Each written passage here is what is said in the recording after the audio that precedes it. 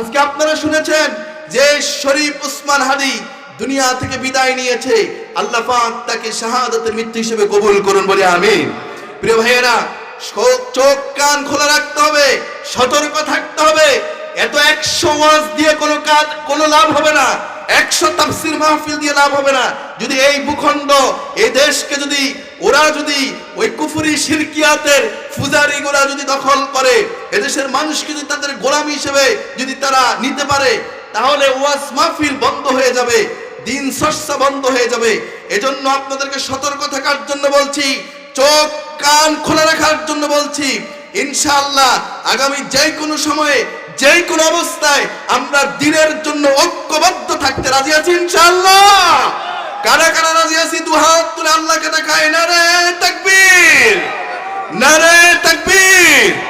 আল্লাহ আমাদের সকলকে তুমি দিনের জন্য ঐক্যবদ্ধ থাকার তৌফিক দান করো। আল্লাহ তাআলা আমাদের সকলকে কোরআন কায়েম করার, কোরআনের রাজ কায়েম করার আন্দোলনে কবুল করে বলে আমিন। আজকে হৃদয়ে রক্তক্ষরণ হচ্ছে এদেশের স্বাধীনতা সার্বভৌমত্বের জন্য, এদেশের মানচিত্রকে ভিনদেশী শকুনের নজর থেকে রক্ষা করবার জন্য। আমাদের প্রতিবেশী একটি রাষ্ট্র আছে যারা সবসময় আগ্রাসী মনোভাব করে আমাদের উপরে জুলুম নির্যাতন স্টিমরোলার চালায়, নানানভাবে ষড়যন্ত্র করে, আমাদেরকে গোলামীর দাসত্বের জীবন দিতে চায়। অথচ আমরা 47-এ আজাদি লাভ করেও আজাদি হতে পারি নাই। আমরা 71-এ আজাদি লাভ করেও আমরা আজাদি লাভ করতে পারি নাই। এবং 2024-এ এখন আজাদি হওয়ার পরও তারা গোলামীর শিকলে আমাদেরকে আবদ্ধ করে রাখতে চায়। কথা বলে ঠিক কিনা? কোরআন ও হাদিসের আলোকে গুরুত্বপূর্ণ নসিহত পেশ করবেন জনাব হযরত মাওলানা মফিজুল ইসলাম চাঁদপুরি সাহেব। জনাব হযরত মাওলানা মফিজুল ইসলাম চাঁদপুরি সাহেব, খতিব রামগঞ্জ বাস টার্মিনাল জামে মসজিদ, রামগঞ্জ, লক্ষ্মীপুর। হযরতের গুরুত্বপূর্ণ নসিহত পেশ করার জন্য মাহফিল ইন্তেজামিয়ার পক্ষ থেকে বিশেষভাবে আহ্বান করা গেল।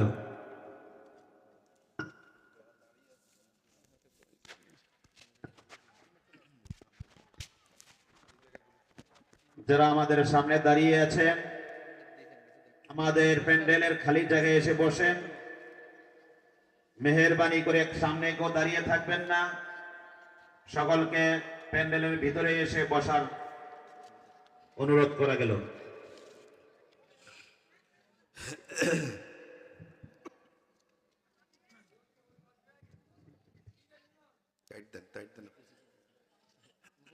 ঠিক আছে।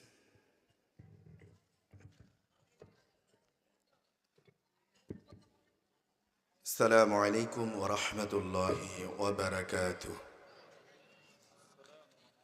সবাই কেমন আছেন? আলহামদুলিল্লাহ, আল্লাহ তাআলা শুকর যে তিনি আমাদেরকে ভালো রেখেছেন। সময় খুব কম, আয়োজকরাও সময় কম দিয়েছেন। আর আমারও আরেকটি প্রোগ্রাম রয়েছে রামগঞ্জ, সেখানে আমাকে 10:45-টার ভিতরেই পৌঁছতে হবে। আল্লাহ তাআলা যেন তৌফিক দান করে, আপনারা দোয়া করবেন, আল্লাহুম্মা আমিন। আমি আপনাদের সামনে মুসাফির হিসেবে আপনাদের সামনে মুখতাসারভাবে কিছু কথা বলবো ইনশাআল্লাহ। আপনারা উঠা বসা না করে আমাদের মাহফিল কমিটির দায়িত্বশীল ভাই যারা আছেন, রাস্তার পাশে খুব আওয়াজ হচ্ছে, দোকানপাটগুলো আরেকটু দূরে রাখলেই ভালো হতো। তারপর অন্তত প্যান্ডেলের এই পাশ থেকে যদি আওয়াজগুলো আসে, আলোচকের আলোচনা করতে এবং শ্রোতাদের শুনতে মনোযোগ সহকারে শুনতেও বিঘ্ন ঘটায়। আশা করি ভলান্টিয়ার যারা আছেন, স্বেচ্ছাসেবক আছেন, আপনারা এই বিষয়গুলো খুব খেয়াল করবেন, আন্তরিকতার সাথে আজকের এই মাহফিলের দায়িত্বগুলো পালন করবেন। আল্লাহ তাআলা প্রত্যেককে জাযায়ে খায়ের উত্তম প্রতিদান দান করুক বলে আমিন। আওয়াজ ঠিক করেন। ইন্নাল হামদালিল্লাহি নাহমাদুহু ওয়া নাস্তাঈনুহু ونستعينه ونستغفره ونؤمن به ونتوكل عليه ونعوذ بالله من شرور أنفسنا ومن سيئات أعمالنا من يهد الله فلا مضل له ومن يضلله فلا هادي له نشهد أن لا إله إلا الله وحده لا شريك له ونشهد أن سيدنا وحبيبنا ومولانا محمد الذي أرسله بالحق بشيرا ونذيرا وداعيا إلى الله بإذنه وسراجا منيرا يا أيها الذين آمنوا صلوا عليه وسلموا تسليما اللهم صل سيدنا مولانا محمد وعلى آله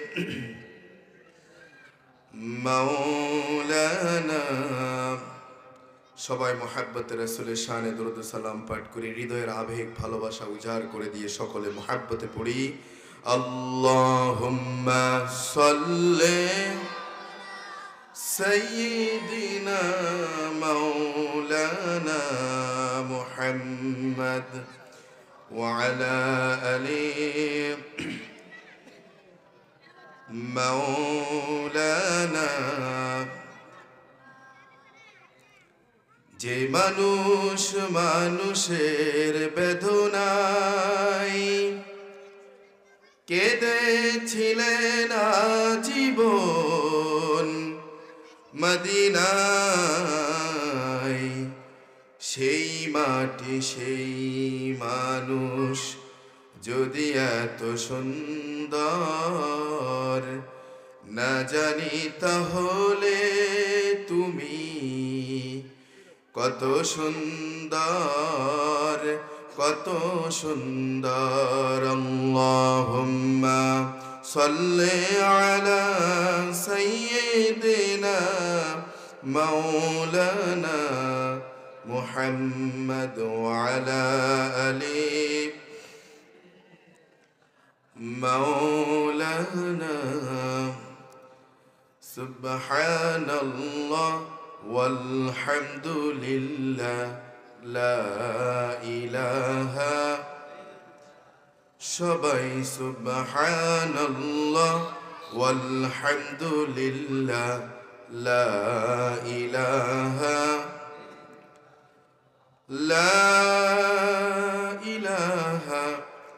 ইল্লাল্লাহু মুহাম্মাদুর রাসূলুল্লাহ পৃথিবী আমার আসল ঠিকানা নয় মরণ একদিন মুছে দেবে সকল রঙিন পরিচয় পৃথিবী আমার আসল ঠিকানা নয় ঠিক কিনা বলেন এই পৃথিবী আমাদের আসল ঠিকানা মিছে এই ভালোবাসা বন্ধন মিছে মায়া স্নেহ প্রীতি ক্রন্দন মিছে এই ভালোবাসা বন্ধন মিছে মায়া স্নেহ প্রীতি ক্রন্দন মিছে এই জীবনের রংধনু সাত রং মিছে এই দুদিনের অভিনয় পৃথিবী আমার আসল ঠিকানা নয় মরণে কি দিন মুছে দেবে সকল রঙিন পরিচয়। পৃথিবী আমার আসল ঠিকানা নয়। আল্লাহ তাআলা আমাদেরকে আসল যে ঠিকানা, যে মৃত্যুর মধ্য দিয়ে যে আমাদের যাত্রা, আমাদের যে স্থানান্তর, পরকাল জীবন, আল্লাহ তাআলা যেন আমাদের সুখময় করে, আমাদের মৃত্যু যেন ঈমানের সাথে যেন নসিব হয়, বলি আল্লাহুম্মা আমিন। উত্তর কেরোয়া ব্যাপারে বাড়ি ঈদগাহ জামে মসজিদের উদ্যোগে ১৬তম বার্ষিক ওয়াজ ও দোয়ার মাহফিল ২০২৫ ঐতিহাসিক উত্তর কেরোয়া সরকারি প্রাথমিক বিদ্যালয় মাঠ প্রাঙ্গণে অনুষ্ঠিত। আজকের এই মহতি প্রোগ্রামের সম্মানিত সভাপতি, বিশিষ্ট আলেমে দ্বীন, অত্র মসজিদের সম্মানিত খতিব হযরত মাওলানা মুহাম্মদ নুরুল্লাহ ইবনে শফিকুল ইসলাম হাফিজাহুল্লাহ। আলোচনা পেশ করবেন প্রধান মেহমান হিসেবে নও মুসলিম মাওলানা রেজাউল করিম ঢাকা। আলোচনা পেশ করবেন বিশিষ্ট আলেমে দ্বীন, বাংলাদেশ দাঈল আল্লাহ ফাউন্ডেশন চট্টগ্রামের সম্মানিত সভাপতি মুহতারাম মাওলানা নিয়ামতুল্লাহ সাদপুরি সাহেব। আলোচনা পেশ করেছেন অন্যান্য ওলামায়ে কেরাম।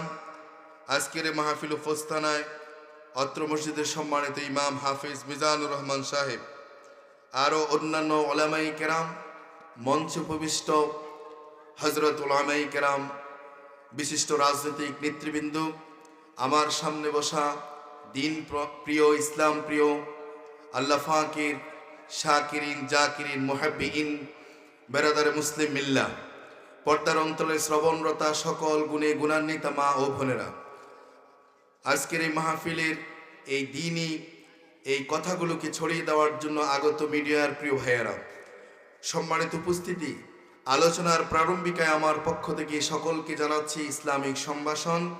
আসসালামু আলাইকুম ওয়া রাহমাতুল্লাহি ওয়া বারাকাতুহু।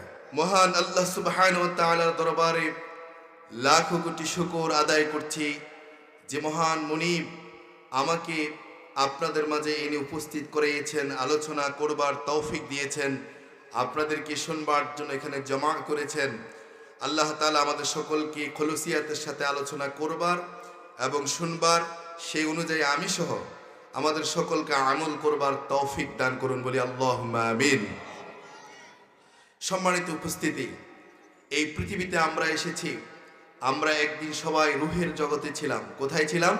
রুহের জগতে। এরপর সেখান থেকে আমরা আসলাম মায়ের রেহেমে, সেখান থেকে আমাদের অবস্থান আজকে পৃথিবীর দুনিয়ার জগতে। এরপর আলমে বারজাক, এরপর পরকাল আখেরাতের জীবন, সর্বশেষ স্টেপ। একজন মানুষ শুরু থেকে শেষ পর্যন্ত তার এই জীবনের এই সময়টা মানুষের 5টি স্টেপ রয়েছে, 5টি ধাপ রয়েছে।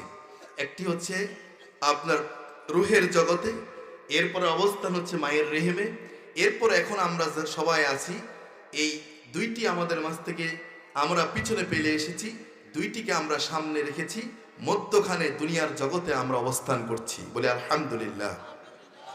সামনে আলমে বারজাক পরকাল জীবন আছে।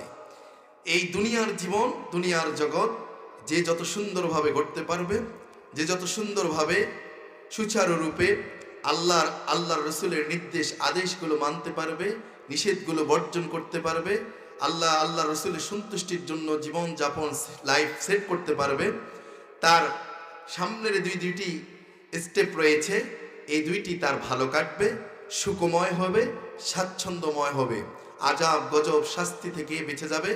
আল্লাহর ওয়াদা অনুযায়ী আল্লাহ তাআলা জান্নাত তাকে দান করবেন, সুবহানাল্লাহ। আমার প্রিয় ভাইয়ারা, আমরা দুনিয়ার জগতে আছি, যা শুনবো আমল করার নিয়তে শুনবো, আমল করার চেষ্টা করব, বলি ইনশাআল্লাহ।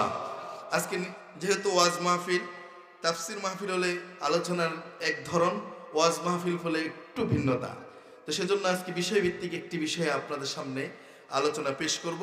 আল্লাহর কাছে তৌফিক কামনা করছি, তিনি যেন গোলামকে সংক্ষিপ্তভাবে কথা বলার তৌফিক দান করে, বলে আমিন। আমরা কোরআন এবং হাদিস থেকে দান সৎকার ফজিলত এবং দুনিয়ার উপকারিতা আখিরাতের উপকারিতা সম্পর্কে আমরা একটু সংক্ষেপে শুনবো বলে ইনশাআল্লাহ। ইসলামে দান সাদাকা তিন ভাবে বিভক্ত। বলেন কয়ভাবে বিভক্ত? তিন ভাবে বিভক্ত। একটা হচ্ছে ফরজ সাদকা। সেই ফরজ সাদকা হচ্ছে যেমন যাকাত। যাকাতটা নির্ধারিত একটা সময় এবং নির্ধারিত যে আপনার 7.5 তোলা স্বর্ণ, 52.5 তোলা রৌপ্য, এর সমপরিমাণ বুস্তাদি জিনিসপত্র, মাল সামান, অর্থ, এগুলোর একটা হিসাব নিকাশ করে এই যাকাতটা হচ্ছে ফরজ সাদকা, এই যাকাত আদায় করতে হয়। দ্বিতীয় আরেকটি হচ্ছে সাধারণ সাদকা। বলেন কি সাদকা? সাধারণ সাদাকা। সাধারণ সাদাকা হচ্ছে যেমন এক ভাই অসহায়, তাকে আপনি সহায়তা করলেন। একজন বিপদে পড়েছে, তাকে আপনি সাহায্য করলেন। কারো বিয়ে হচ্ছে গরিব, তার বিবাহতে আপনি কিছু সহযোগিতা করলেন। আপনার রাস্তাঘাট কিছু এমন মানুষ আছে, দেখা যায় যে অসহায় মানুষ, হাত পাতে, আপনি তাকে সহযোগিতা করলেন। এভাবে করে যেমন আপনি যদি একজন মানুষের সাথে হাসি মুখে কথা বলেন, তাহলে এটাও সাদকা, সাধারণ সাদকার অন্তর্ভুক্ত। বলি সুবহানাল্লাহ।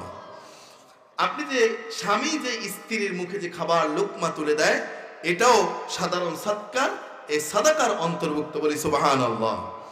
পরিবারের জন্য খরচ করেন, এই সবগুলো সাদাকার অন্তর্ভুক্ত, সবগুলোতেই সওয়াব রয়েছে। মুমিন বান্দার একবারে দিনের সূচনা থেকে শেষ পর্যন্ত, তার শুরু থেকে শেষ পর্যন্ত সমস্ত কাজকর্ম, এমনকি সে যখন ঘুমিয়ে যাবে, ঘুমের সুন্নাহ মাসনুন নিয়মে ঘুমিয়ে পড়বে, আল্লাহর নামে সে শুয়ে যাবে, ঘুমানোর মধ্যে মুমিন বান্দার সওয়াব হতে থাকবে, তার আমলনামায় ফেরেশতারা সওয়াব লিখতেই থাকবে। সুবহানাল্লাহ। তাহলে আমরা এই দান সদকার মধ্যে অন্তর্ভুক্ত থাকব। তৃতীয় যে সাদাকা, সেটি হচ্ছে সাদকায়ে জারিয়া। বলেন সেই সাদকা কি? সাদাকায়ে জারিয়া। সেই সাদকা এমন সাদকা, যে সাদকা আপনি দুনিয়াতে করলেন, আপনি উত্তর কেরাওয়া সরকারি প্রাথমিক বিদ্যালয়ের এই মাঠে করলেন, আপনি এই মসজিদে দান করলেন, আপনার এই দানটা সাদকায়ে জারিয়ার অন্তর্ভুক্ত হওয়ার কারণে আপনি মরে গেলেও এই সওয়াব আপনার আমলনামায় পৌঁছতে থাকবে। সুবহানাল্লাহ। যেমন মসজিদ নির্মাণে সহযোগিতা করা, মসজিদ নির্মাণ করা, মাদ্রাসা নির্মাণ করা, কোনো এক অংশে শরীক থাকা, নির্মাণ কাজে সহায়তা করা, এগুলো হচ্ছে সাদকায়ে জারিয়ার অন্তর্ভুক্ত। সুবহানাল্লাহ বলবেন না?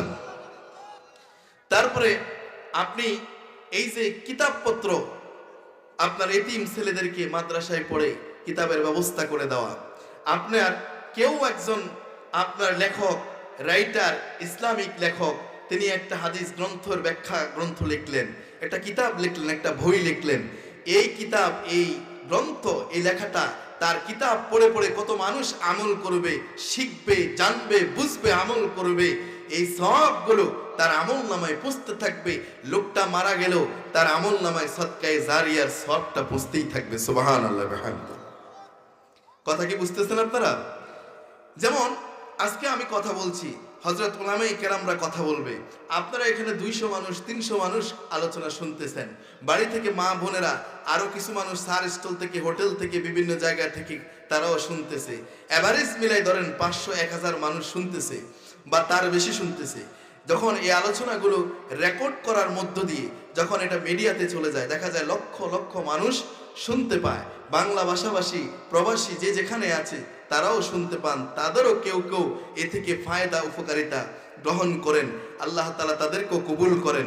এই আলোচনা শুনে যারা ওয়াজ নসিহত করেন, তাদের এই আলোচনার মধ্য দিয়ে যারা হেদায়েত পেল, যারা দ্বীনের বুঝ নিল, যারা দ্বীনের পথে আসলো, যারা আমল করলো, এই আপনি আমি যারা ওয়াজিনরা মরে যাবেন, তাদের আমলনামায় এর সওয়াব সাদাকায়ে জারিয়ার অন্তর্ভুক্ত পৌঁছতেই থাকবে। বলি সুবহানাল্লাহ। আমার প্রিয় ভাইয়েরা, দান সাদকা এত গুরুত্ব, মুমিন জীবনের অপরিহার্য, মুসলমানদের জীবনের অপরিহার্য বিষয় হচ্ছে মুসলমান মুমিন যতদিন বেঁচে থাকবে, কিছু না কিছু তার সামর্থ্য অনুযায়ী আল্লাহর রাস্তায় অসহায় মানুষকে মসজিদ মাদ্রাসায় সে দান সদকা করবে, সহযোগিতা করবে। সব কিছু আল্লাহর সন্তুষ্টির জন্য। এটাই আখিরাতে জমা থাকবে, এটার উপকারিতা পাবে, এটার ফায়দা পাবে। ওয়াজ করে বোঝানো সম্ভব নয়, তবে সেদিন আপনার কোনো কিছু যেদিন কাজে আসবে না, সাদকায়ে জারিয়া এই দান সাদকাটা সেদিন আপনার বড্ড উপকারে আসবে বলে সুবহানাল্লাহ। আমার প্রিয় ভাইয়েরা, মানুষ যখন মারা যায় তখন তার সমস্ত আমলের দরজা সমূহ বন্ধ হয়ে যায়, তিনটা ব্যতীত। বলেন কয়টা ব্যতীত? তিনটা ব্যতীত। রাসূলুল্লাহ সাল্লাল্লাহু আলাইহি ওয়াসাল্লাম হাদিসে বললেন, ইজা মাতাল ইনসানু ইনকাতা আনহু আমালুহু, মানুষ যখন মারা যায় তার আমলের দরজা সমূহ বন্ধ হয়ে যায়। রাসূল বললেন ইল্লা মিন সালাসা, তিনটা দরজা খোলা থাকে, তিনটা খোলা থাকে। কি কি? আল্লাহর রাসূল বলেন ইল্লা মিন সাদাকাতিন জারিয়া, এক নাম্বার হচ্ছে এমন সাদকা, সাদকায়ে জারিয়া, যেটা সে দুনিয়াতে দান করলো, ওই সাদকা করার কারণে লোকটা মরে যাওয়ার পর তার আমলনামায় সেই সাদকায়ে জারিয়ার সওয়াব পৌঁছতেই থাকবে।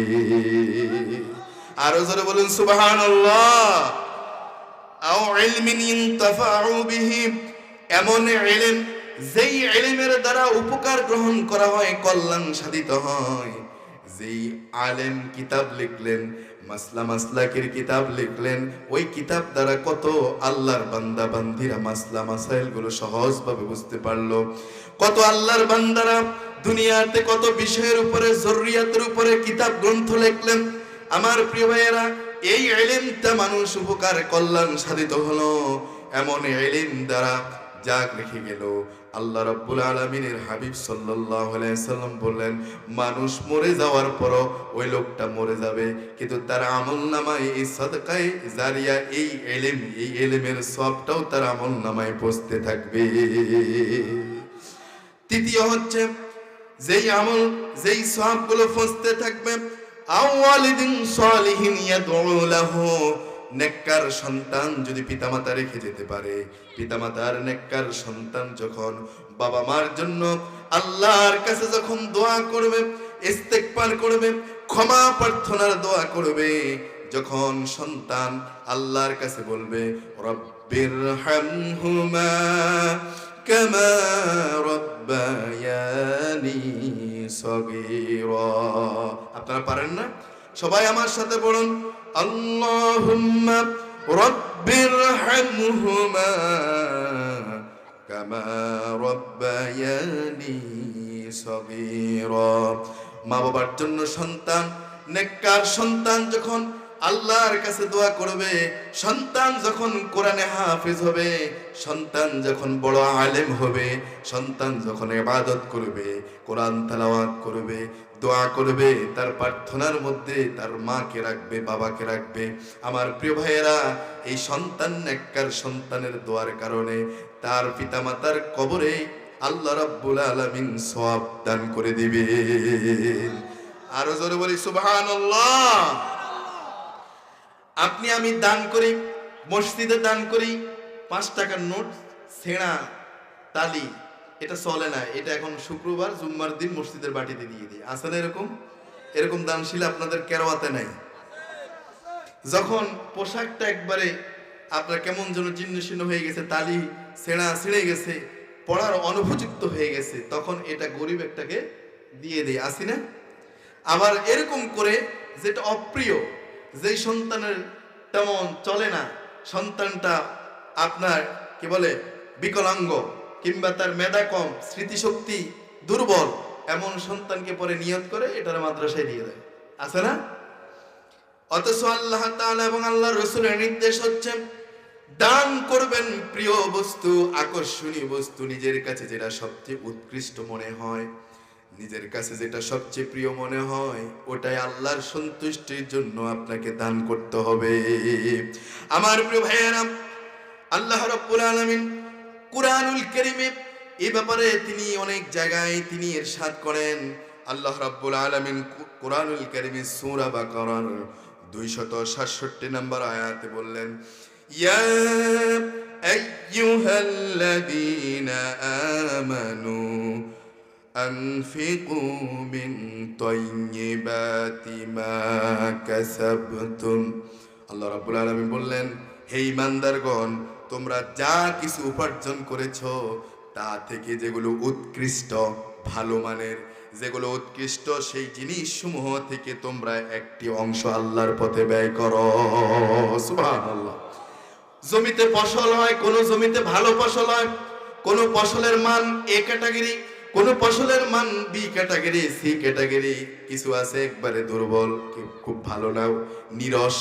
আপনি সরসটা আল্লাহর রাস্তায় দেন না নিরসটা দেন, মনে রাখবেন আপনার সব কিছু কর্মকাণ্ড সম্পর্কে যিনি অবহিত, যিনি জানেন, খবরাখবর রাখেন, বলুন তো তিনি কে? আমার প্রিয় ভাইয়েরা, আল্লাহ রাব্বুল আলামিন সূরা আল ইমরানের 92 নম্বর আয়াতে আবার বলছেন, আল্লাহ তাআলা বললেন, লান তানালুল বিররা হাত্তা তুনফিকু মিম্মা তুহিব্বুন। আল্লাহু আকবার। আল্লাহ তাআলা সেখানে বললেন, লান তানালুল বিররা হাত্তা তুনফিকু মিম্মা তুহিব্বুন, যে তোমরা কিছুতেই নেকি পুণ্য অর্জন করতে পারবে না যতক্ষণ না তোমরা কি করো, তোমাদের প্রিয় জিনিস, প্রিয় বস্তু, তোমাদের কাছে যেটা উৎকৃষ্ট, ভালো মানের, আকৃষ্ট, যেটার প্রতি সেই প্রিয় জিনিসটাকে যতক্ষণ আল্লাহর রাস্তায় দান না করবে, তোমাদের নেকি পুণ্য তোমরা অর্জন করতে পারবে। সবাই কথা বললেন না, অর্জন করতে পারবে। তাহলে আল্লাহর রাস্তায় দান করতে হবে। প্রিয় জিনিসকে, প্রিয় বস্তুকে, আকর্ষণীয়, নিজের কাছে যেটা দাম অনেক বেশি, সেটাই কি আল্লাহর রাস্তায় দিয়ে দিতে হবে, দান করতে হবে। হযরত ইব্রাহিম আলাইহিস সালাম স্বপ্ন দেখার পরে তো তিনি কত কিছু করতে চাইলেন না, হলো না, কোরবানি হলো না। এরপর তিনি বুঝতে পারলেন যে, জানিয়ে দেওয়া হলো, বুঝে নিলেন যে প্রিয় বস্তু, প্রিয় জিনিসটা তার কাছে সবচেয়ে বেশি হচ্ছে তার প্রিয় সন্তান ইসমাঈল। ঠিক কিনা বলেন? তিনি বুঝতে পারলেন, যখনই তিনি ইসমাঈলকে যখন জবেহ করতে যখন ছুরি চালাচ্ছেন, আল্লাহ তাআলা জানিয়ে দিলেন, ইব্রাহিম আমি পরীক্ষা করিয়েছি, পরীক্ষায় পাশ করেছো। আমি এভাবেই পরীক্ষা করে থাকি, আমার প্রিয় বান্দাদেরকে এভাবে পরীক্ষা করি, পরীক্ষায় উত্তীর্ণ হয়েছো। আল্লাহ তাআলা তাকে কবুল করলেন, তার পরীক্ষায় তাকে পাশ করালেন। প্রিয় বস্তু আল্লাহ কখনো কখনো বান্দার কাছ থেকে নিয়ে নেন, কখনো বান্দা ইরাদা করে শুধুমাত্র নিয়ত করলেই আল্লাহ খুশি হয়ে যান। দেখা যায় এটার ক্ষয় হয় না, লয় হয় না, দিতে হয় না, ছাড়তে হয় না। আল্লাহ তাআলা তার খবর, মনের খবর জানেন, অন্তর্যামী, অন্তরের খবর জানেন। আল্লাহ রাব্বুল আলামিন সেটাকে কবুল করে নেন, আর এর প্রতিদান আল্লাহ তাআলা সেদিন বান্দাকে জাযায়ে খায়ের উত্তম প্রতিদান হিসেবে জান্নাতুল ফেরদাউস দিয়ে দিবে। আমার প্রিয় ভাইয়েরা, লান তানালুল বিররা হাত্তা তুনফিকু মিম্মা তুহিব্বুন, এই আয়াতটা যখন নাজিল হলো, নাজিল হওয়ার পরে আনসারী একজন সাহাবী ছিল মদিনার, যার নাম হচ্ছে হযরত আবু তালহা রাদিয়াল্লাহু আনহু। ওই আনসারী সাহাবীদের মধ্যে আবু তালহা রাদিয়াল্লাহু আনহুর সবচেয়ে বেশি সম্পত্তি ছিল, খেজুরের বাগান ছিল। হযরত আবু তালহা রাদিয়াল্লাহু আনহু যখন শুনলেন এই আয়াত নাজিল হয়েছে, এই আয়াত নাজিল হওয়ার পর আবু তালহা রাদিয়াল্লাহু আনহুর সমস্ত বাগানের মধ্যে একটা বাগান ছিল তার, সেই বাগানটা তার কাছে সবচেয়ে বেশি আকৃষ্ট ছিল, সবচেয়ে বেশি সেটা প্রিয় ছিল। ওই বাগানটির নাম হচ্ছে বাইরুহা। বলেন বাগানের নাম কি? বাইরুহা নামক একটা বাগান ছিল, যেই খেজুরের বাগানের ভিতরে একটা কূপ ছিল। হাদিসে আসছে ওই কূপের পানি হচ্ছে সমস্ত পানি, আর এই খেজুরের বাগানটা ছিল মসজিদের সামনে। বলেন কিসের সামনে? আল্লাহ রাসূল সাল্লাল্লাহু আলাইহি ওয়াসাল্লাম যখন প্রায় সময় মাঝে মাঝে তিনি আসতেন, এই বাগানের ভিতরে ঢুকতেন, ওই কূপের সুমিষ্ট পানি রাসূলুল্লাহ সাল্লাল্লাহু আলাইহি ওয়াসাল্লাম পান করতেন। হযরত আবু তালহা রাদিয়াল্লাহু আনহু যখন আয়াত নাজিল হলো, আয়াত নাজিল হওয়ার পর রাসূলের কাছে আসলেন, এসে বললেন, ইয়া রাসূলুল্লাহ, আল্লাহ পাক জানিয়ে দিলেন, লান তানালুল বিররা হাত্তা তুনফিকু মিম্মা তুহিব্বুন। আল্লাহ রাসূল, আল্লাহ তো জানিয়ে দিয়েছে আমাদের কাছে সবচেয়ে প্রিয় সম্পদটা যতক্ষণ না আল্লাহর রাস্তায় দান না করব, ততক্ষণ আমাদের নেকি, আমাদের পুণ্যটা আল্লাহর কাছে গ্রহণযোগ্য হবে না, নেকি অর্জন হবে না। ইয়া রাসূলুল্লাহ, আমার কাছে সবচেয়ে প্রিয় সম্পদ হচ্ছে আমার এই বাগানটা, বাইরুহা নামক বাগান, যেই বাগানে সুমিষ্ট কূপের পানি আছে। ইয়া রাসূলুল্লাহ, আমি এই মুহূর্তে আল্লাহর কাছে পরকালে সঞ্চয়ের আশায়, নেকির আশায় আপনাকে সাক্ষী রেখে, আল্লাহকে সাক্ষী রেখে আমি এই মুহূর্তে আমার প্রিয় সম্পত্তি বাইরুহা নামক বাগানটা আমি আল্লাহর রাস্তায় উৎসর্গ করলাম। আরো জোরে বলি সুবহানাল্লাহ। ইয়া রাসূলুল্লাহ, আল্লাহ তাআলা আপনাকে যেভাবে নির্দেশ দেন আপনি সেভাবে এটাকে খরচ করেন, আমার কোনো আপত্তি নেই, আমি দান করে দিলাম। প্রিয় বাগানটা, কিছু জমি আছে দেখবেন যেই জমিনের ফসল ভালো হয়, কিছু জমিন আছে যেই জমিনে ফসল খুব একটা ভালো হয় না। আর কৃষক ভাইয়ের কাছে যেই জমির ফসল ভালো হয়, ভালো উৎপন্ন হয়, সেই জমিনটার মূল্য, কদর, এটা তার কাছে খুব বেশি প্রিয়। কথা বলে ঠিক কি না? এটা ছাড়তে চায় না, এটা বর্গা দিতে চায় না, সবগুলা বর্গা দিলেও এটা নিজের কাছে রাখে। ঠিক কিনা বলেন? আমার প্রিয় ভাইয়েরা, সাহাবী হযরত আবু তালহা রাদিয়াল্লাহু আনহু তিনি বললেন, ইয়া রাসূলুল্লাহ, আল্লাহ আপনাকে যেখানে নির্দেশ দেন সেখানে আপনি খরচ করেন, আমি দান করে দিলাম। আল্লাহ রাসূল সাল্লাল্লাহু আলাইহি ওয়াসাল্লাম বললেন, বাহ বাহ, এ হচ্ছে লাভজনক সম্পদ। হুজুর বললেন, বাহ বাহ, এটা হচ্ছে লাভজনক সম্পদ। হুজুর দুইবার বললেন যে লাভজনক সম্পদ, এ হচ্ছে একটা লাভজনক সম্পদ। তুমি যা বলেছো আবু তালহা, আমি হুবহু তা শুনেছি, আমি শুনতে পেয়েছি, কিন্তু আমি মনে করি মাঝে তুমি বন্টন করে দাও। সুবহানাল্লাহ বলেন। এবার আবু তালহা রাদিয়াল্লাহু আনহু তিনি এই সম্পত্তিকে তার চাচাতো ভাই বোন, তার আত্মীয় স্বজনের মধ্যে তিনি বন্টন করে দিলেন। সুবহানাল্লাহ। আমার প্রিয় ভাইয়েরা, এই জন্য দান করতে হবে আল্লাহর সন্তুষ্টির জন্য, আর এই দান সদকা হবে নিজের সবচেয়ে প্রিয় জিনিসকে আল্লাহর রাস্তায় দান করবেন, সদকা করবেন। রাজি আছেন ইনশাআল্লাহ? আমরা তো চাই না আপনার কাছে যে আপনার সন্তান আপনার প্রিয় জিনিস ওটা।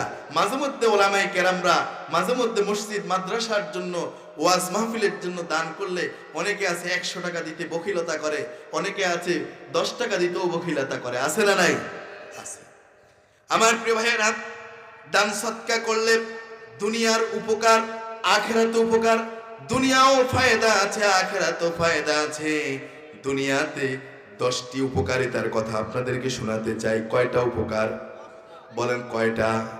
10টা উপকার, ভালো করে শুনেন। 1 নাম্বার, দান সদকা করলে বালা মুসিবত দূর হয়। সুবহানাল্লাহ বলবেন না? দান সদকা করলে কি হয়? বালা মুসিবত দূর হয় এবং আল্লাহ তাআলা ক্রোধ প্রশমিত হয়, আল্লাহর রাগ সেটা প্রশমিত হয়ে যায়।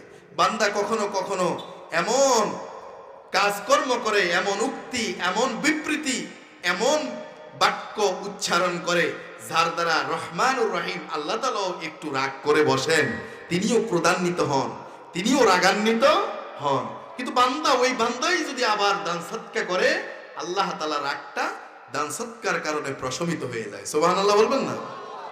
আমার প্রিয় ভাইয়েরা, সুনান তিরমিজির হাদিসে আসছে, নবীজি বলেছেন, ইন্নাস সাদাকাতা লা তুতফিউ গাদাবার রাব্বি ওয়া তাদফাউ মিতাতাসু। নবীজি বলেছেন, এই নিশ্চয় দান সদকা আল্লাহর ক্রোধকে, রাগকে ঠান্ডা করে দেয়। সুবহানাল্লাহ। দান সদকার দ্বারা অপমৃত্যু থেকে আল্লাহ তাআলা রক্ষা করে। সুবহানাল্লাহ। নবীজি বলেছেন, দান সদকা করলে আল্লাহর রাগ কি হবে? প্রশমিত হয়ে যাবে, আল্লাহর ক্রোধটা, আল্লাহর রাগটা ঠান্ডা হয়ে যাবে। আর দান সদকা করলে অপমৃত্যু থেকে আল্লাহ তাআলা হেফাজত করবেন। সুবহানাল্লাহ বলেন। অপমৃত্যু কি? আগুনে পুড়ে, আগুনে পুড়ে যাওয়া, এটা অপমৃত্যু। তারপরে পানিতে পড়ে যাওয়া, এটা অপমৃত্যু। গাছ থেকে পড়ে যাওয়া, বিমান বিধ্বস্ত হয়ে উপর থেকে পতিত হয়ে মারা যাওয়া, অপমৃত্যু। জিহাদের ময়দান থেকে পলায়ন করা, ভেগে যাওয়া, এই যুদ্ধের ময়দান থেকে যে কোনো কারণে পলায়ন অবস্থায় যদি মারা যায়, তাহলে এটা অপমৃত্যু।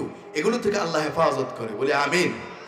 আমার প্রিয় ভাইয়েরা, তাহলে বুঝলাম যে দান সদকা করলে 1 নাম্বার হচ্ছে, দান সদকা করলে বালা মুসিবত দূর হয়, আল্লাহর রাগ, আল্লাহর গোসাটা, আল্লাহর ক্রোধটা শীতল হয়ে যায়, প্রশমিত হয়ে যায়। করবেন, দান সদকা করবেন বেশি বেশি, বলেন ইনশাআল্লাহ। 2 নাম্বার, 10টা উপকারিতার কথা বলি। দুনিয়ার উপকার, এগুলো হচ্ছে দুনিয়ার একবার চাক্ষুষ, এগুলো নগদে। কথা বুঝে আসছে? বাকিটা কি না, হুজুরা ওয়াজ করে, এগুলো তো বাকি কথা, পরকাল। এখন নগদের কথা বলতেছি। দ্বিতীয় নাম্বার হচ্ছে দান সদকা করলে সম্পদে বরকত হয়। বলেন, দান সদকা করলে সম্পদ কি হয়?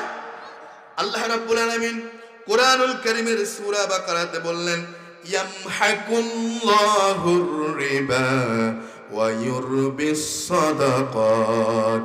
আল্লাহ রাব্বুল আলামিন বললেন সুদ মাধ্যমে আল্লাহ রাব্বুল আলামিন বললেন সুদকে আমি নিচ্ছিন্ন করি, সুদকে আমি ধ্বংস করি। আর দান সদকা ওয়া ইউরবিস সাদাকাত, দান সদকাকে আমি বৃদ্ধি করে দিই। সুবহানাল্লাহ। তাহলে দান সদকা করলে এটা বৃদ্ধি পায়। আপনি মনে করেন কমে গেছে, আরে 100 টাকা দিয়ে দিলাম, 100 টাকা মাইনাস না। যারা বুঝে তারা কিন্তু ঠিকই দান সদকা করে, যারা এটার উপকারটা পাইতেছে তারা আরো বেশি বেশি দান করে। দেখে যে দান করলেই লাভ আর লাভ আরো বাড়ে, সম্পদ আরো বাড়ে, মাল সামানা পবিত্র হয়, বিপদ আপদ দূর হয়, বালা মুসিবত দূর হয়, আল্লাহর রাগ গোসা তার প্রতি যেটা আছে সেটা ক্রোধটা প্রশমিত হয়, আল্লাহ শীতল হয়, বান্দার প্রতি দয়া দেখেন। বলি সুবহানাল্লাহ। আমার প্রিয় ভাইয়েরা, আল্লাহ রাব্বুল আলামিনের রাসূল বলেন, মা নাকাসাত সাদাকাতুন মিন মাল, সদকা করলে সম্পদ কমে না। কে বলছেন? নবীজি বললেন। এরপর সহিহ বুখারী একটা হাদিসে আসছে, নবীজি বললেন, ক্বালাল্লাহু, আল্লাহ বললেন, আনফিক ইয়া ইবনে আদম উনফিক আলাইক, হে ইবনে আদম, আদমের সন্তান, তোমরা কি করো? তোমরা আমাকে দান করো, আমিও তোমাদেরকে দান করব। সুবহানাল্লাহ বলেন। তাহলে আমরা আল্লাহকে দান করব কিভাবে? তার মানে আমরা অসহায় মানুষের আল্লাহর সন্তুষ্টির জন্য যা যা দান করব, এগুলো আল্লাহকে দান করা হলো। আল্লাহ সেদিন আমাদেরকে দান করবেন, তিনি আমাদেরকে সহযোগিতা করবেন, তিনি আমাদেরকে সেদিন পার করে দিবেন। তাহলে আমরা দান করব বেশি বেশি, রাজি আছি ইনশাআল্লাহ? আমার প্রিয় ভাইয়েরা, 3 নাম্বার দান সদকা করলে দুনিয়ার উপকার হচ্ছে অন্তরটা, দিলটা নরম হয়। বলেন, 3 নাম্বার দান সদকা করলে অন্তর কি হয়? নরম হয়। দান করলে অন্তরে যে একটা কঠোরতা আছে, অনেকের অন্তর একটু কঠোর মানে আছে না, হ্যাঁ, এই কঠোরতা দূর হয়ে যায়। অন্তরটা কি হয়? সব সময় প্রফুল্ল থাকে, নরম থাকে, দিলটা নরম হয়। যার অন্তর, যার দিল নরম হয় না, তারা যত ওয়াজ করেন কাজে আসবে না। ঠিক না কথা? অন্তরকে, দিলকে নরম করতে হবে। আর দিল নরম রাখার জন্য দান সদকা এটার প্রয়োজন। আবু হুরায়রা রাদিয়াল্লাহু আনহু থেকে বর্ণিত, নবী করিম সাল্লাল্লাহু আলাইহি ওয়াসাল্লাম বলেছেন, তুমি যদি তোমার অন্তরকে নরম করতে চাও তবে মিসকিনকে খাবার খাওয়াও আর এতিমের মাথায় হাত বুলিয়ে দাও। সমাজে এতিম আছে না? আমাদের চারপাশে এতিম আছে, অনেকে আছে হাত বুলাবে, এতিমের সহায়তা করবে তো দূরের কথা, এতিমের সম্পত্তি গ্রাস করে, এতিমের মাল সামানা দখল করে, জায়গা সম্পত্তি দখল করে। আছে না নাই? আছে। কেরাওয়াতে আসেনি? আছে। অথচ রাসূলুল্লাহ সাল্লাল্লাহু আলাইহি ওয়াসাল্লাম এতিম দেখলে হাত বুলিয়ে দিতেন, এতিমের খোঁজ খবর রাখতেন, খোঁজ খবর নিতেন। আমরা আর কিছু না পারি, অন্তত এতিমের মাথায় হাত বুলিয়ে দিব। পারবো তো ইনশাআল্লাহ? তাহলে দিলটা নরম হবে। মিসকিনকে খাবার খাওয়াবো, তাহলে অন্তরটা, দিলটা নরম হবে। 4 নাম্বার উপকারিতা হচ্ছে রোগ ব্যাধির জন্য চিকিৎসা শুরু হচ্ছে দান সদকা। কত ডাক্তার দেখালেন, কত বড় বড় ডাক্তার দেখালেন, হাসপাতালে নিলেন, কত জায়গা নিলেন, কিন্তু এটা ট্রিটমেন্ট হচ্ছে দান সদকা। বলে, এটা ট্রিটমেন্ট কি? এজন্য উলামায়ে কেরামরা বলেন, ভাই আপনি তো অনেক ডাক্তার দেখালেন, এখন কিছু সদকা করেন। কি করেন? সদকা করেন। সদকার দ্বারা রোগ ব্যাধিকে দূর করে দিবেন যিনি, তিনি কে? আমার প্রিয় ভাইয়েরা, দান সদকা দ্বারা রাসূলুল্লাহ সাল্লাল্লাহু আলাইহি ওয়াসাল্লাম বলেছেন, তোমরা তোমাদের অসুস্থ, রোগাক্রান্ত অসুস্থ ব্যক্তিদের দানের মাধ্যমে চিকিৎসা করাও। সুবহানাল্লাহ বলবেন না? দান সদকার মাধ্যমে চিকিৎসা করাও, ট্রিটমেন্টের ব্যবস্থা করাও। 5 নাম্বার দুনিয়ার উপকারিতা হচ্ছে দানের মাধ্যমে আল্লাহ রাব্বুল আলামিন গুনাহগুলোকে মাফ করে দেন, পাপগুলোকে মোচন করে দেন। সুবহানাল্লাহ বলেন। সেটা কি? দান সদকার মাধ্যমে পাপের বোঝাটাকে আল্লাহ হালকা করে দেন। কোরআনুল কারীম আল্লাহ রাব্বুল আলামিন সূরা বাকারার 271 নম্বর আয়াত আল্লাহ তাআলা বললেন, ইন তুবুদুস সাদাকাতি ফানি'ম্মা হিয়া ওয়া ইন তুখফুহা ওয়া তুকতুহাল ফুকারা ফাহুয়া খায়রুল লাকুম ওয়া ইউকাফিরু আনকুম মিন সাইয়্যাতিকুম ওয়াল্লাহু বিমা তা'মালুনা খাবীর। আমার প্রিয় ভাইয়েরা, আল্লাহ রাব্বুল আলামিন বললেন, যদি তোমরা প্রকাশ্যে দান করো তবে তাও তোমাদের জন্য উত্তম হবে, আর যদি তোমরা তা গোপনে করো আর যদি তোমরা তা অভাবগ্রস্তদেরকে দান করো তবে তাও তোমাদের জন্য অধিক উত্তম হবে। আর আল্লাহ রাব্বুল আলামিন বললেন ওয়ায়ুকাফিরু আনকুম মিন সাইয়্যাতিকুম, এই দানের বদলতে আল্লাহ রাব্বুল আলামিন তোমাদের গুনাহসমূহ মুছে দিবে। আর কি হয়, আল্লাহ রাব্বুল আলামিন বললেন ওয়াল্লাহু বিমা তা'মালুনা খাবীর, আর তোমরা যা কিছু করো মনে রেখো সব খবরাখবর যিনি রাখেন তিনি কে। আমার প্রিয় ভাইয়েরা, হাদিসে আসছে দান সদকা গুনাহকে মিটিয়ে দেয়, যেমন ফানি আগুন মিটিয়ে দেয়, আগুনকে নিভিয়ে দেয়, তেমনি করে বান্দার দান সদকা বান্দার গুনাহকে মিটিয়ে দেয়। সুবহানাল্লাহ।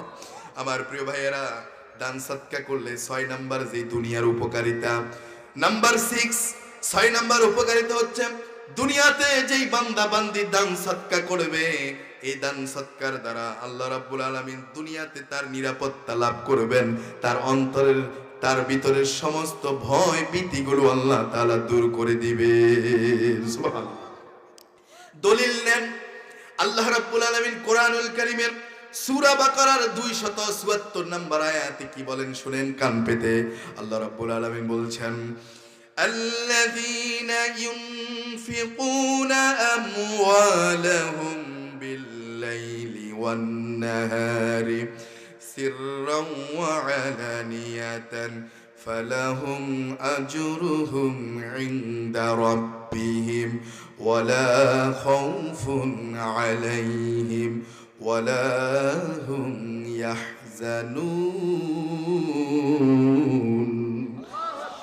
আল্লাহ রাব্বুল আলামিন এখানে বললেন, আল্লাহ তাআলা বললেন যারা নাকি তাদের সম্পদ থেকে, তাদের অর্থ থেকে, তাদের সম্পত্তি থেকে আল্লাহর রাস্তায় ব্যয় করে, বিল্লাইলি ওয়ান নাহার, দিনে কিংবা রাতে, সেটা প্রকাশ্যে কিংবা গোপনে যেভাবে হোক, আল্লাহর রাস্তায় যারা খরচ করবে, যারা আল্লাহর রাস্তায় ব্যয় করবে, আল্লাহ রাব্বুল আলামিন বললেন, আল্লাহ তাআলা বললেন সিররা ওয়া আলানিয়াতান, যারা গোপনে এবং প্রকাশ্যে, আপনি প্রকাশ্য দান করতে পারেন সেটাও কবুল করবেন কে?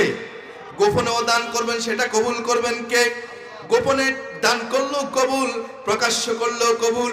প্রকাশ্যে কখনো আপনি দান করলে আপনার দানের এই ব্যবস্থায়, এই অবস্থায়, এই কথা শুনে, এই অবস্থা দেখে যদি আপনার আরো 2-4 10 ভাই যদি উদ্বুদ্ধ হয়, এজন্য প্রকাশ্যও দান করতে হবে, আবার গোপনেও দান করতে হবে। দুনিয়ার কেউ জানবে না, যিনি জানবেন বলুন তো তিনি কে? আল্লাহ রাব্বুল আলামিন বললেন ফালাহুম আজরুহুম ইনদা রাব্বিহিম, এই দানের, এই দানশীল ব্যক্তির ব্যাপারে আল্লাহ তাআলা বললেন তারা তাদের রবের নিকট নিজেদের প্রতিদান পেয়ে যাবে বলে সুবহানাল্লাহ। আর আল্লাহ রাব্বুল আলামিন বললেন ওয়ালা খাউফুন আলাইহিম ওয়ালা হুম ইয়াহজানুন, তাদের কোনো চিন্তা নাই, ডর নাই, ভয় নাই। যাদের সঙ্গে আল্লাহ আছেন তাদের কোনো চিন্তা, ডর, ভয় থাকতে পারে না।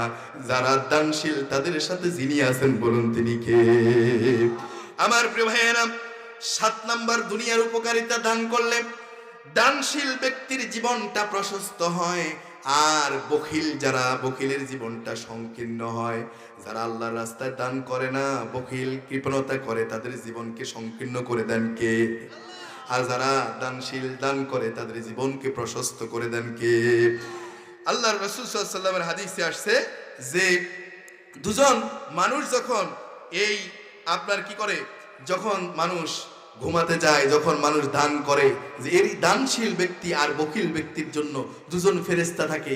দানশীল ব্যক্তির জন্য আল্লাহর কাছে দোয়া করতে থাকে যে তার রিজিকের, হায়াতের, তার আমলের বরকতের জন্য দোয়া করে, আল্লাহর কাছে দোয়া করে। বখিলের ধ্বংসের জন্য, কৃপণের ধ্বংসের জন্য আল্লাহর কাছে ফেরেশতা কি করে? দোয়া করে। তাহলে যিনি দানশীল ব্যক্তি তার জীবনকে প্রশস্ত করে দিবেন আল্লাহ, বখিলের জীবনকে সংকীর্ণ করে দিবেন কে? আল্লাহ। আমার প্রিয় ভাইয়েরা, আমি সংক্ষেপে বলছি, দুনিয়ার 10টি উপকারিতার মধ্যে নাম্বার 8 নাম্বার উপকারিতা হচ্ছে দান সৎকার মাধ্যমে আপনার সম্পদ পবিত্র হয়। সুবহানাল্লাহ বলেন। দান সৎকার মাধ্যমে সম্পদ কি হয়? আল্লাহ রাব্বুল আলামিন এই ব্যাপারে কোরআনুল কারীমের সূরা তাওবার 103 নম্বর আয়াতে বললেন খুয মিন আমওয়ালিহিম সাদাকাতান তুতাহহিরুহুম ওয়া তুযাক্কি وزكيهم بها وصل عليهم إن صلاتك سكن لهم والله سميع عليم জোরে বলি আল্লাহু আকবার। আল্লাহ রাব্বুল আলামিন এখানে বললেন, নবীকে বললেন, হে নবী, তাদের ধন সম্পদ থেকে আপনি সাদকা গ্রহণ করুন, সাদাকা গ্রহণ করুন, আর যার মাধ্যমে জেনে রাখুন সেগুলোর মাধ্যমে তাদের এই দানের মাধ্যমে পবিত্র আর বরকতপূর্ণ করবেন। আর তাদের জন্য দোয়া করুন, নিশ্চয়ই আপনার দোয়া তাদের জন্য প্রশান্তিদায়ক। সুবহানাল্লাহ। ওয়াল্লাহু সামিউন আলিম। আর আল্লাহ রাব্বুল আলামিন সব কথা সব কিছু শুনেন, তিনি সব কিছু জানেন। যিনি সব শুনেন, যিনি সব জানেন, তিনি কে? আর আওয়াজ দিয়ে বলুন, তিনি কে? আমার প্রিয় ভাইয়েরা, দান করলে দানশীল ব্যক্তির জন্য দুনিয়ায় কয়টা উপকারিতার কথা বলছি মনে রাখবেন? 10টা উপকারী। নাম্বার 9 নাম্বার উপকার হচ্ছে ফেরেশতাগণ তাদের জন্য দোয়া করে। ওই যে বলেছিলাম, বখিলের জন্য ধ্বংসর দোয়া করে, আর দানশীল ব্যক্তির জন্য জীবন প্রশস্ততার জন্য আল্লাহর কাছে দোয়া করে। নাম্বার 10 নাম্বার হচ্ছে দুনিয়ার উপকার হচ্ছে যেটা দান করা হয়, যা দান করা হয় তাই তার কেবল রয়ে যায়। সুবহানাল্লাহ। যেটা দান করলেন সেটাই থেকে গেল।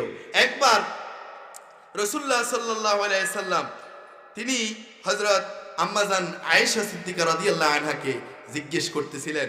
হযরত আয়েশা রাদিয়াল্লাহু আনহা কাছে তিনি বললেন যে সাহাবীগণ একটা ছাগলকে জবাই করেছিলেন। কয়টা ছাগল? সবাই বললেন না, কয়টা ছাগল? একটা ছাগল জবাই করছে।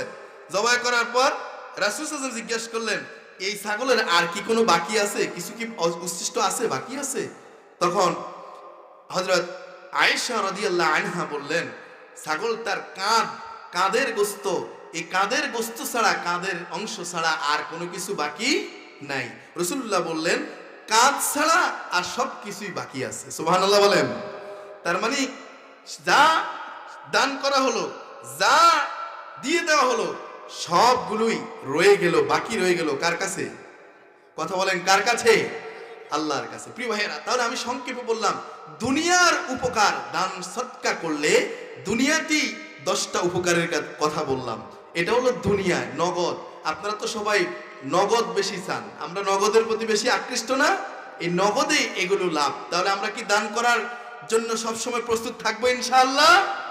আমার প্রিয় ভাইয়েরা, এবার আসুন, আখিরাতের লাভ কি সেটা জানার দরকার আছে না? এটা তো দুনিয়ার লাভের কথা বললাম, আখিরাতের লাভ কি? আখিরাতে লাভ আছে, অন্তত 5টি আখিরাতের লাভের কথা বলতেছি। কয়টা বলেন, সবাই বলেন, কয়টি? 5টি। নাম্বার 1, 1 নাম্বার হচ্ছে এই আপনি দুনিয়াতে দান করলে আখিরাতে এই দানটাকে আল্লাহ তাআলা বহু গুণে বৃদ্ধি করে আল্লাহ তাআলা আপনাকে প্রতিদান দিয়ে দিবেন। সুবহানাল্লাহ বলেন। আমার প্রিয় ভাইয়েরা, পবিত্র কোরআনুল কারীমে আল্লাহ রাব্বুল আলামিন বললেন, মাসালুল লাযীনা ইউনফিকুনা আমওয়ালাহুম ফি সাবিলিল্লাহি কামাসালি হাববাতিন আনবাতাত সাবআ সানাবিল ফি কুল্লি সুমবুলাতিন মিয়াতাস হাব্বা। আল্লাহ রাব্বুল আলামিন এখানে বললেন, দুনিয়াবাসীদেরকে আল্লাহ তাআলা সুসংবাদ দিলেন যে শোনো, যদি তোমরা আল্লাহর পথে যদি সম্পদ খরচ করো, এই উপমাটা আল্লাহ রাব্বুল আলামিন দিলেন, একটা বীজের মতো উপমা দিলেন, যেই বীজের মধ্যে যা উৎপন্ন করবে 7টা শীষ। বলেন, কয়টা শীষ? 7টা শীষের, প্রতিটা শীষের মধ্যে 100 দানা জন্মাবে। বলে সুবহানাল্লাহ। প্রতিটা শীষে কয়শো দানা? একটা বীজ, সেই বীজের মধ্যে 7টা শীষ, প্রত্যেক শীষে 100টা দানা, 100টা বীজ। সুবহানাল্লাহ বলবেন না? এরপর আল্লাহ রাব্বুল আলামিন বললেন, ওয়াল্লাহু ইউদাইফু লিমান ইয়াশাউ ওয়াল্লাহু ওয়াসিউন আলীম। আল্লাহ তাআলা বললেন, যাকে ইচ্ছা আল্লাহ তাআলা আরো কয়েক গুণ, আরো গুণে বাড়িয়ে দিবেন। সুবহানাল্লাহ বলেন। আমার প্রিয় ভাইয়েরা, তাহলে দান করলে আখিরাতে এটাকে বহু গুণে বাড়িয়ে দিবেন কে? এরপরে আল্লাহ তাআলা এই দানের ব্যাপারে তিনি আরো কোরআনুল কারীমে অনেক জায়গায় বলেছেন। আমি সেদিকে যাচ্ছি না, সংক্ষেপ করছি, কারণ আমার নির্দিষ্ট একটা সময় রয়েছে। আমার প্রিয় ভাইয়েরা, দ্বিতীয় যেই আখিরাতের উপকারিতা সেটা হচ্ছে দান সদকা হচ্ছে ঈমানের পক্ষে দলিল স্বরূপ। সুবহানাল্লাহ বলেন।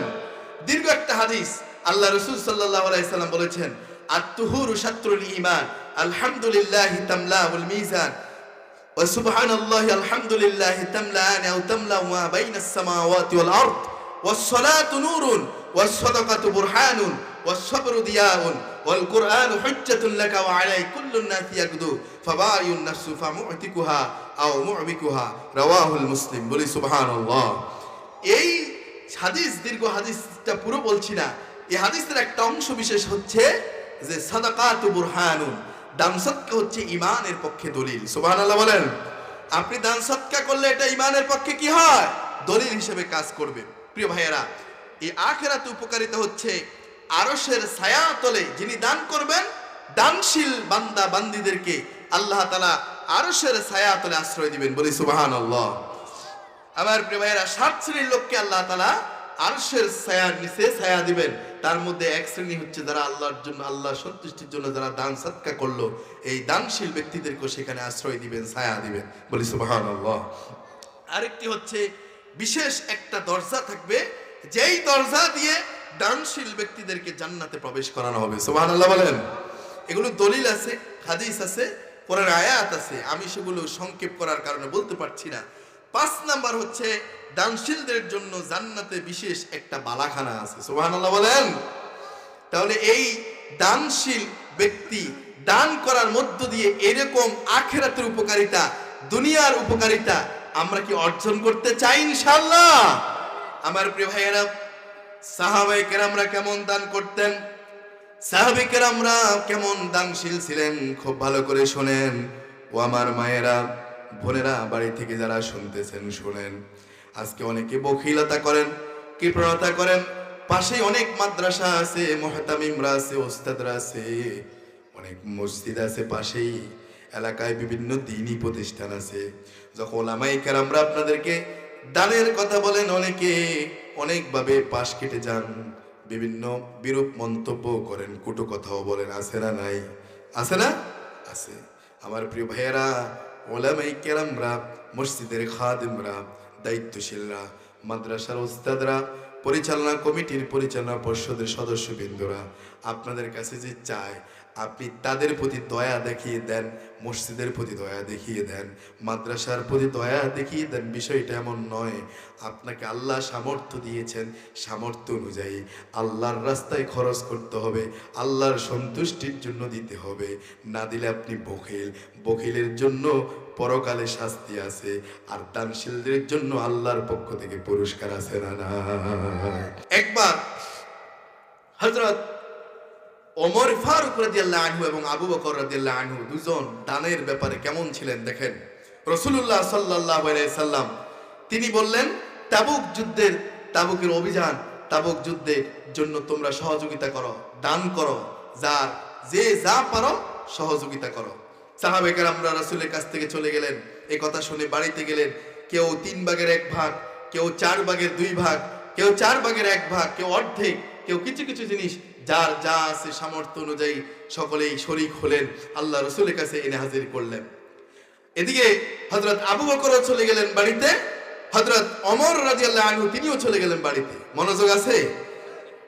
ওমর রাদিয়াল্লাহু আনহু বাড়ি থেকে নিয়ে আনলেন, আবু বকর রাদিয়াল্লাহু নিয়ে আনলেন। ওমর রাদিয়াল্লাহু আনহু আবু বকর যে একটা পুটলি বেঁধে রাখলেন রাসূলের সামনে। ওমর রাদিয়াল্লাহু আনহু চিন্তা করলেন, আবু বকরের যে দান করলো, যে পুটলি দেখা যায়, পুটলার ভিতরে তেমন কিছু নাই। আবু বকরের দানের তুলনায় আমার দানের সমপরিমাণটা বেশি। আজকে অন্তত আবু বকরের চেয়ে উপরে উঠার সুযোগ আছে। অন্তত আজকের দানের ক্ষেত্রে আমি আবু বকরের উপরে উঠতে পারবো, আমার দানটা বেশি। এটা মনে মনে তিনি চিন্তা করছেন। আর একটু খুশি প্রফুল্ল মেজাজ হযরত রাসূলুল্লাহ সাল্লাল্লাহু আলাইহি ওয়াসাল্লাম আজকে প্রশ্নের ধরনটা চেঞ্জ করলেন। প্রশ্নের ধরনটা পরিবর্তন করে রাসূলুল্লাহ সাল্লাল্লাহু আলাইহি ওয়াসাল্লাম বললেন, ও ওমর, তুমি বলো তুমি আজকে এই তাবুক যুদ্ধের জন্য কি নিয়ে আসলা, আর বাড়িতে কি রেখে আসলা, কি দান করলা, কি রেখে আসলো? হযরত ওমর রাদিয়াল্লাহু আনহু বললেন, ইয়া রাসূলুল্লাহ, আমার যত সম্পদ আছে, যত সম্পত্তি আছে, সব সম্পদেরকে অর্ধেক ভাগ করে এক ভাগ আমি রেখে এসেছি, আর ঠিক অর্ধেক আরেক ভাগ তাবুক যুদ্ধের জন্য আল্লাহর সন্তুষ্টির জন্য আমি আপনার সামনে রাখলাম, আল্লাহর সন্তুষ্টির জন্য আমি দান করে দিলাম। সুবহানাল্লাহ। এবার রাসূলুল্লাহ সাল্লাল্লাহু আলাইহি ওয়াসাল্লাম হযরত আবু বকরকে বললেন, আবু বকর, তুমি এই তাবুক যুদ্ধে কি কি এনেছো আর বাড়িতে কি রেখেছো? আবু বকর বললেন, ইয়া রাসূলুল্লাহ, জাগতিক সম্পদ বলতে যা বোঝায়, আমি সব কিছু আমার ঘরে যা আছে জাগতিক সম্পদ, এই জাগতিক সম্পদে ঘরের ভিতরে আমার ঘরের ঝাড়ু থেকে শুরু করে চুলার ছাই থেকে শুরু করে সব কিছু জাগতিক সম্পদ সব কিছুকে পোটলা আকারে সব কিছু নিয়ে এসেছি। ইয়া রাসূলুল্লাহ, আমার ঘরে জাগতিক সম্পদ বলতে যা বোঝায় কিচ্ছু রাখি নাই, আমার ঘরে আমি রেখে এসেছি আল্লাহ এবং আল্লাহর রাসূলকে। সুবহানাল্লাহ, আরো জোরে বলি সুবহানাল্লাহ। এবার আবু বকরের এই কথা শুনে হযরত ওমর বুঝতে পারলেন যে না না, আবু বকরকে কখনো দানের ক্ষেত্রে আবু বকরের উপরে উঠার কখনো সুযোগ হবে। আমার প্রিয় ভাইয়েরা, এই জন্য দান করতে হবে আল্লাহর সন্তুষ্টির জন্য, দান সদকা করতে হবে রাসূলুল্লাহ সাল্লাল্লাহু আলাইহি ওয়াসাল্লামের সন্তুষ্টির জন্য। আমরা সব সময় দানশীল হতে রাজি আছি ইনশাআল্লাহ। আমার প্রিয় ভাইয়েরা, আমি আপনাদেরকে উদাত্ত আহ্বান জানাবো যে দান সৎকার মধ্যে আপনারা সব সময় থাকবেন, পারা যাবে ইনশাআল্লাহ। মা বোনরা অনেক সময় দান করে, ও মা, আমার মায়েরা বোনেরা, দান করবেন, আপনার সাথে কিছুই যাবে না, আপনাদের সাথেও কিছু যাবে না, আমাদের সাথেও কিছু যাবে না। আমরা যেটা আজকে দুনিয়াতে দান করব ওটাই আমাদের থেকে যাবে। কথা বলেন ঠিক কিনা? প্রিয় ভাইয়েরা, শেষে এসে আপনাদেরকে আমি একটু নসিহত করতে চাই। পিতামাতার সাথে আপনারা ভালো ব্যবহার করবেন, তাদের সাথে আপনারা সুন্দর আচরণ করবেন, তাদের খেদমত করবেন। পিতামাতার খেদমতের মধ্য দিয়ে আল্লাহর জান্নাত মিলবে। রিদার রব্বি ফি রিদাল ওয়ালিদ, সুখতুর রব্বি ফি সুখতিল ওয়ালিদ। পিতামাতা যে সন্তানের উপর সন্তুষ্ট, আল্লাহ তাআলা সেই সন্তানদের উপরে, সেই লোকদের উপরে সন্তুষ্ট। পিতামাতা যাদের উপরে, যে সন্তানদের উপর অসন্তুষ্ট, আল্লাহ তাদের উপর অসন্তুষ্ট। এজন্য পিতামাতাকে সন্তুষ্ট রাখার দরকার আছে না নাই? আর আওয়াজ দেব না, রাখার দরকার আছে না নাই? আপনারা মা বাবার সাথে ভালো ভালো আচরণ করবেন। বৃদ্ধা বয়সে মার প্রতি যত্নশীল আচরণ করবেন, বৃদ্ধ বয়সে বাবার প্রতি খুব যত্নশীল আচরণ করবেন।